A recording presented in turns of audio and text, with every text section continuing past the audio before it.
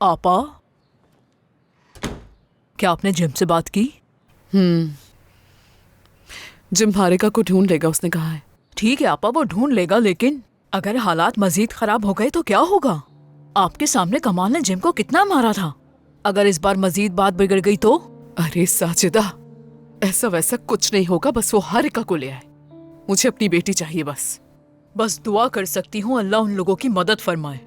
मेरे समझ नहीं आ रहा ये सब शुरू कहाँ से हुआ। लेकिन एक बात सच है, आपने अपनी बेटियों को बहुत आजादी दी हुई है। आप मेरी बात का बुरा नहीं मानिएगा आपा, लेकिन इतनी आजादी लड़कियों के लिए अच्छी नहीं होती।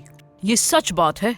क्या वाकई साजिदा ये मेरी गलती है कि मैंने उसे अपनी बेटी कहा, गले से लगाया? उस नए शख्स के लिए हारिका ने मुझे धुतकारा। मैं हूँ इस सब की जिम्मेदार, है ना? बोलो। आपा, मेरे कहने का मतलब ये नहीं था। मैं बस आपसे ये कह रही हूँ कि हमसे कहीं ना कहीं कोई ना कोई गलती हुई है। वो इतनी बदहाल ना होती जितनी मैं हूँ। यही कहा था उसने, याद है मुझे। उसने भी वही किया जो अशरफ ने किया था।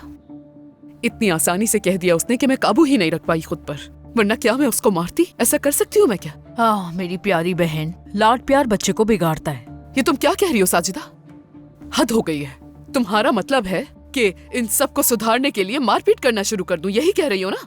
मतलब अब यही हल बचा है तुम्हारे पास? अब आप इस बात को मान भी लें, इस घर में इख्तियारात की कमी बहुत है। तुम्हारे कहने का मतलब है कि मैंने कुछ नहीं किया, मैं इनकी परवरिश में नाकाम रही, यही कह रही हो? आपा, मैं मानती हूँ आपने अपनी जिम्मेदारी बाखूबी निभाई है। जमाना बदल गया है, नौजवान खुद मुख्तार है।